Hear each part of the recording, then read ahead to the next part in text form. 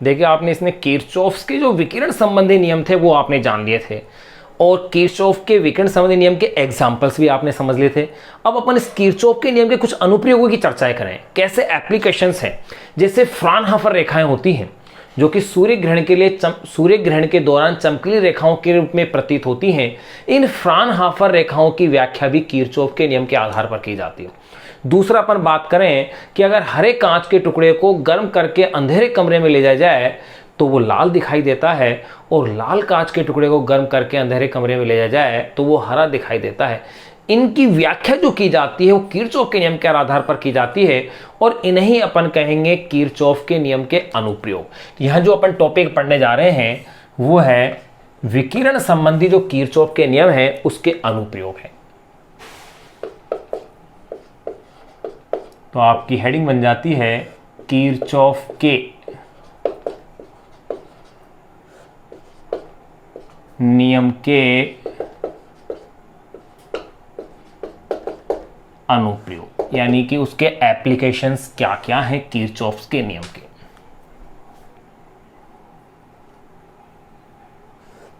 तो देखिए नंबर 1, सबसे पहले अपन बात कर रहे हैं फ्राउनहोफर रेखाएं। फ्राउनहोफर रेखाएं, फ्राउनहोफर रेखाएं क्या हैं या इसे किस प्रकार एक्सप्लेन करेंगे वो आप देखना है इसमें। फ्राउनहोफर लाइंस, अब फ्राउनहोफर लाइंस है क्या, देखो फ्राउनहोफर लाइंस। देखिएगा फ्राउनहोफर जो लाइन है उसको सबसे पहले अपन इसको डिफाइन कर लें कि ये एक्चुअली होती क्या है। तो देखें अपन लिख दें कि सूर्य के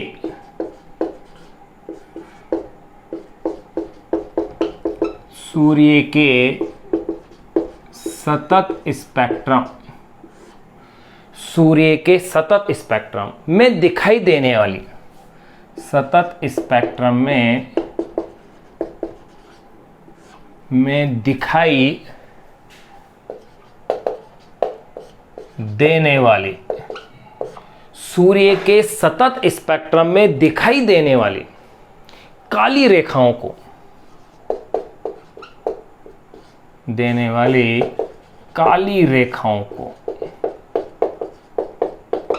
सूर्य के सतत स्पेक्ट्रम में दिखाई देने वाली काली रेखाओं को फ्राउनहोफर रेखाएं कहते हैं।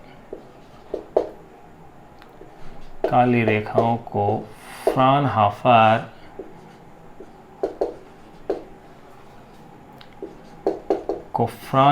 रेखाएं कहते हैं। देखिए ये तो आपने एक सिंपल डेफिनेशन सी दे दी है कि फ्राउनहोफर रेखाएं हैं क्या, सूर्य के सतत स्पेक्ट्रम में दिखाई देने वाली काली रेखाओं को अपन क्या कहते हैं, फ्राउनहोफर रेखाएं कहते हैं, जो कि सूर्य के क्रोमोस्फीयर कहते हैं, जो कि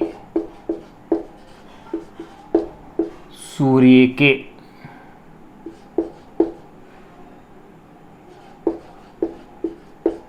क्रोमोस्फीयर, या इसे आप कह सकते हैं वर्णमंडल,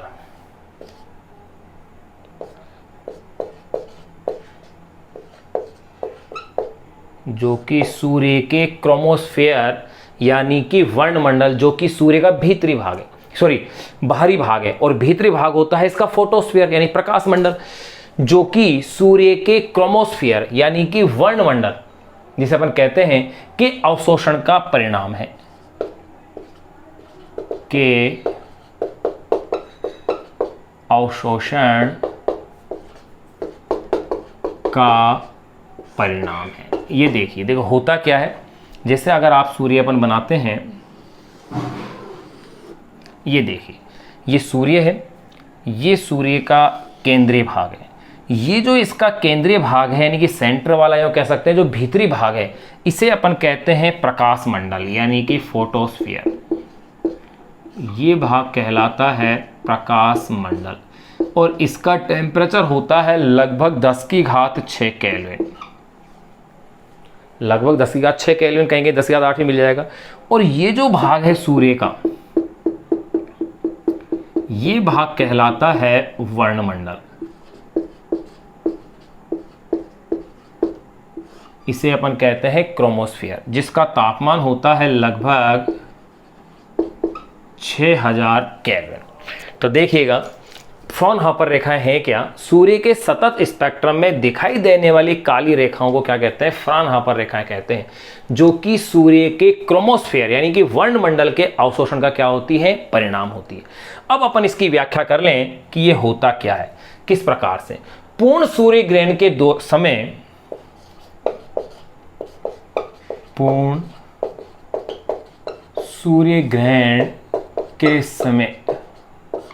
पूर्ण सूर्य ग्रहण के समय ये रेखाएं चमकीली दिखाई देती हैं।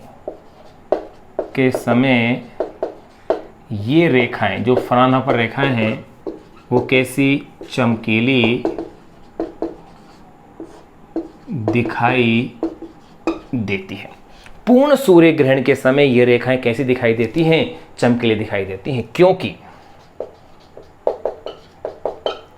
देखिएगा जब सामान्य अवस्था थी उस समय प्रकाश जब सूर्य के इस भाग से आ रहा था, ये भाग क्या कर रहा था, उनको अवशोषित कर रहा था। लेकिन सूर्य ग्रहण के समय जब ये भाग ढक जाता है तो अब प्रकाश इस भाग से आता है यानी वर्णमंडल से आता है, जिस वजह से ये रेखाएं कैसी दिखाई देती है, चमकीली। तो देखो यहाँ यही पॉइंट लिखा गया है कि पूर्ण सूर्य ग्रहण के समय ये रेखाएं चमकीली दिखाई देती है, यानी जो कौन सी रेखा है, फ्रॉनहोफर रेखाएं, क्योंकि इस समय वर्णमंडल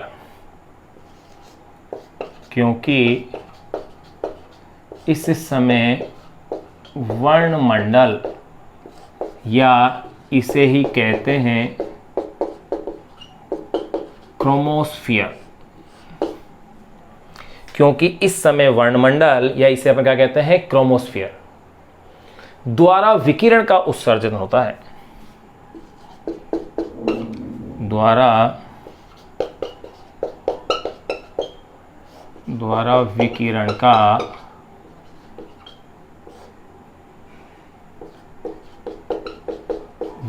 का उत्सर्जन होता है। और ध्यान रखना कि जो चमकीली रेखाओं की जितनी संख्या होगी, चमकीली रेखाओं की संख्या यही बराबर होगी फ्रॉनहोफर रेखाओं की संख्या। फ्रॉनहोफर रेखाओं की संख्या के, ये ध्यान रखिएगा आप। तो देखिए किरचॉफ के नियम के अनुप्रयोग में पहला जो अनुप्रयोग अपन ने जान रहे हैं वो है फ्रॉनहोफर रेखाएं। सूर्य के सतत स्पेक्ट्रम में दिखाई देने वाली जो काली रेखाएं, उन काली रेखाओं को फ्रॉनहोफर कहते हैं, जो कि सूर्य के क्रोमोस्फियर के अवशोषण का क्या होती है, परिणाम होती है। देखिए सामान्य अवस्था में जब सूर्य ग्रहण नहीं है तो सूर्य से ये प्रकाश आ रहा होता है, और इस प्रकाश को ये जो वर्णमंडल है यानी प्रकाश मंडल यानी फोटोस्फियर, प्रकाश मंडल या जिसे अपन क्या कहते हैं, फोटोस्फियर, इस भाग के प्रकाश को क्रोमोस्फियर क्या कर रहा है, अवशोषित कर रहा है। लेकिन जब सूर्य ग्रहण होता है तो ये भाग ढक जाता है और इस भाग के द्वारा प्रकाश आता है, जिससे जो काली रेखाएं हैं जिन्हें अपन फ्रॉनहोफर रेखाएं कह रहे हैं, ये चमकीली प्रतीत होती हैं। तो देखिए यहीं ये पॉइंट लिखा गया है कि अवशोषण का परिणाम है।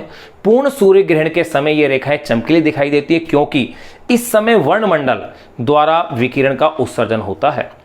चमकीली रेखाओं की संख्या ही फ्रॉनहोफर रेखाओं की क्या होती है, संख्या के इक्वल होती है। तो देखो पहला अनुप्रयोग अपने जान लिया है।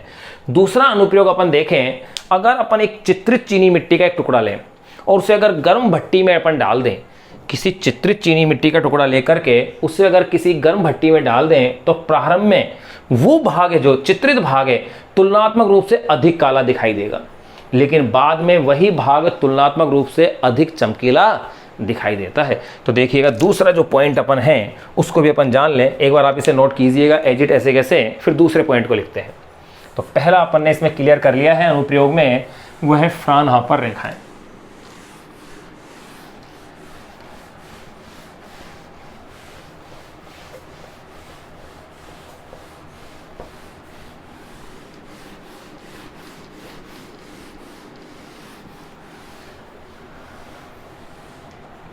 अब देखिएगा दूसरा अनुप्रयोग, पहले अनुप्रयोग के बाद एक चित्रित चीनी मिट्टी,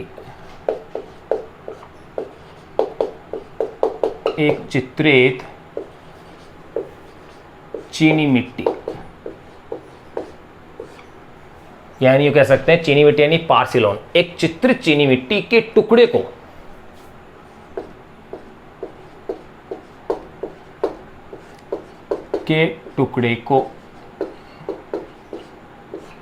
एक चित्रित चीनी मिट्टी के टुकड़े को भट्टी में अगर अपन डाल दें, कि टुकड़े को भट्टी में डालने पर एक चित्रित चीनी मिट्टी के टुकड़े को भट्टी में डालने पर प्रारंभ में वह चित्रित भाग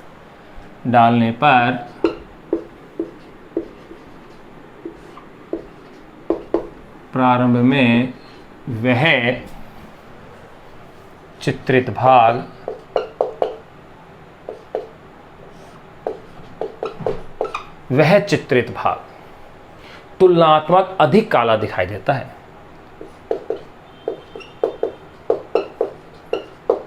तुलनात्मक अधिक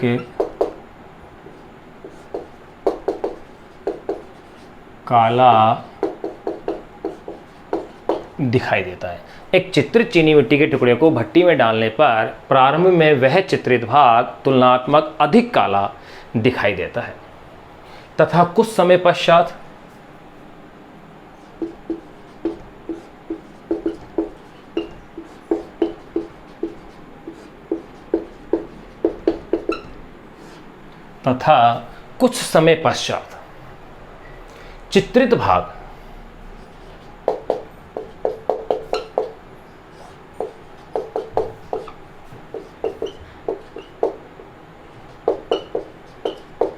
चित्रित भाग तुलनात्मक रूप से अधिक चमकीला दिखाई देता है।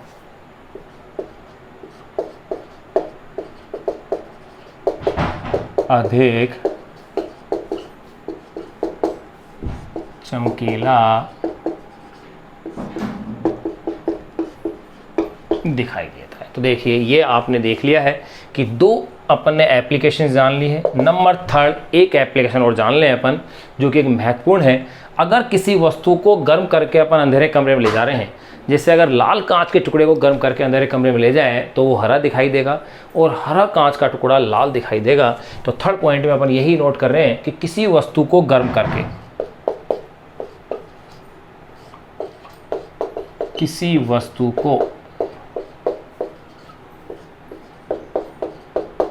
करके अंधेरे कमरे में ले जाएं,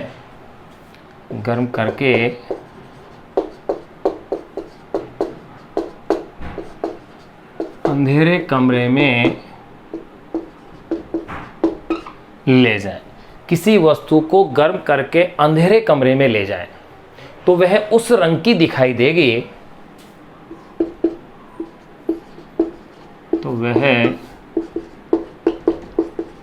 उस रंग की दिखाई देगी। किसी वस्तु को गर्म करके अंधेरे कमरे में ले जाएं तो वह उस रंग की दिखाई देगी जिस रंग को गर्म करते समय दिखाई देगी,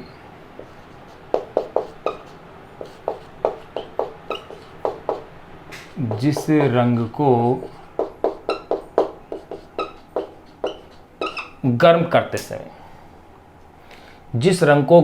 समय उसने सबसे ज़्यादा अवशोषित किया, जिस रंग को गर्म करते समय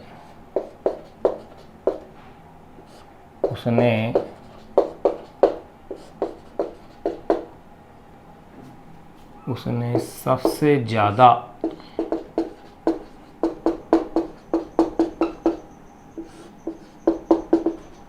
अवशोषित किया। किसी वस्तु को गर्म करके अंधेरे कमरे में ले जाएं तो वह उस रंग की दिखाई देगी जिस रंग को गर्म करते समय उसने सबसे ज़्यादा क्या किया है, उसको अवशोषित किया था। जैसे एग्जाम्पल देखें, जैसे हरे कांच का टुकड़ा कैसा दिखाई देगा, लाल, और लाल दिखाई देगा कैसा, हरा। जैसे इसमें अपन लिख सकते हैं जैसे हरे कांच के टुकड़े को, जैसे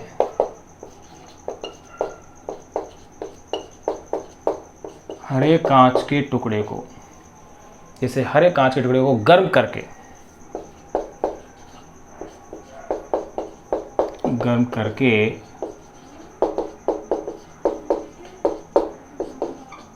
अंधेरे कमरे में, जैसे हरे कांच के टुकड़े को गर्म करके अंधेरे कमरे में ले जाने पर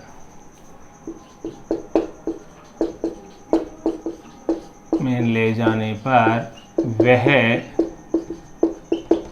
लाल रंग, जैसे हरे कांच के टुकड़े को गर्म करके अंधेरे कमरे में ले जाने पर वह लाल रंग का या लाल दिखाई देता है। ले जाने पर वह लाल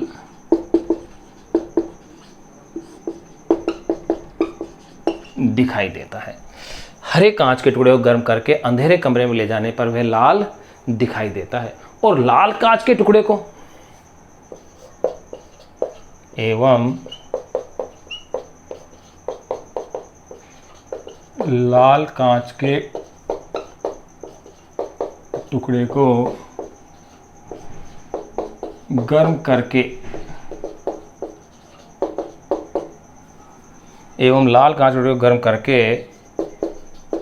अंधेरे कमरे में ले जाने पर वह हरा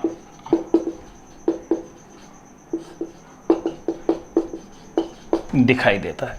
तो देखिए, हरे कांच के टुकड़े को गर्म करके अंधेरे कमरे में ले जाने पर वह लाल दिखाई देता है एवं लाल कांच के टुकड़े को गर्म करके अंधेरे कमरे में ले जाने पर वह हरा दिखाई देता है।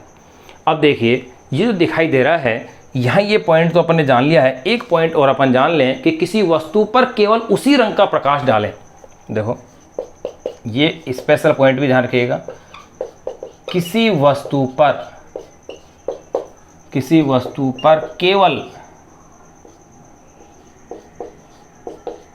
केवल उसी रंग का प्रकाश डालें। इसको आप चाहें तो इस पॉइंट को नोट लगा के भी लिख सकते हैं कि किसी वस्तु पर केवल उसी रंग का प्रकाश डालें जिसे वह सबसे ज़्यादा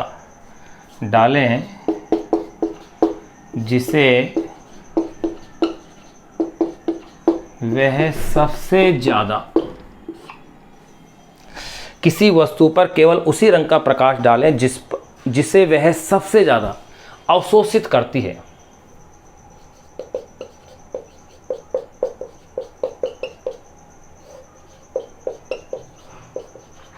जिसे वह सबसे ज़्यादा क्या करती है? अवशोषित करती है। तो वह काली या अदृश्य दिखाई देती है। तो वह काली या अदृश्य दिखाई देगी।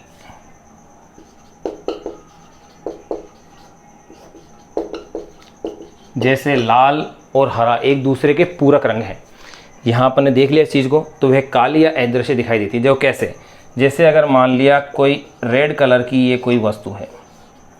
अब आपको पता है कि ग्रीन लाइट का मैक्सिमम अवशोषण होता है इसके द्वारा। अगर अपन इसके ऊपर ग्रीन लाइट डालते हैं, हरा प्रकाश इसके ऊपर आपतित कराते हैं, तो अब ये जो फाइनली अपन को दिखाई देगी वो अब दिखाई देगी ब्लैक। ये कॉन्सेप्ट भी आपको ध्यान रखना है। तो यहाँ आपने किरचॉफ के नियम के जो अनुप्रयोग थे, अपन ने देखो तीनों अनुप्रयोग जान लिए हैं। पहला अनुप्रयोग फ्राउनहोफर रेखाओं का स्पष्टीकरण, दूसरा अपन ने चीनी मिट्टी का चित्रित टुकड़ा, और तीसरा हरे और लाल रंग का स्पष्टीकरण। एक बार मैं इसे रिपीट कर दूं आपके लिए कि एक चित्रित चीनी मिट्टी के टुकड़े को भट्टी में डालने पर प्रारंभ में वह चित्रित भाग तुलनात्मक अधिक काला दिखाई देता है तथा कुछ समय पश्चात चित्रित भाग तुलनात्मक रूप से अधिक चमकीला दिखाई देता है। नंबर 3 तीसरा केस, किसी वस्तु को गर्म करके अंधेरे कमरे में ले जाएं तो वह उस रंग की दिखाई देगी जिस रंग को गर्म करते समय उसने सबसे ज़्यादा अवशोषित किया था। जिस रंग को गर्म करते समय उसने सबसे ज़्यादा अवशोषित किया था। जैसे हरे कांच के टुकड़े को गर्म करके अंधेरे कमरे में ले जाने पर वह लाल दिखाई देता है, एवं लाल कांच के टुकड़े को गर्म करके अंधेरे कमरे में ले जाने पर वह हरा दिखाई देता है। नोट में अपन एक पॉइंट लिखा है, किसी वस्तु पर केवल उसी रंग का प्रकाश डालें जिसे वह सबसे ज़्यादा अवशोषित करती है तो वह काली या अदृश्य दिखाई देती है। जैसे रेड कलर की कोई वस्तु है, उसके ऊपर अपन ग्रीन लाइट गिरा रहे हैं, तो जो रिजल्टेंट जो कलर आपको दिखाई देगा वो कैसा होगा? ब्लैक होगा। एक बार आप इसका स्क्रीनशॉट लें, एज इट ऐसे कैसे आप इसे नोट कीजिए।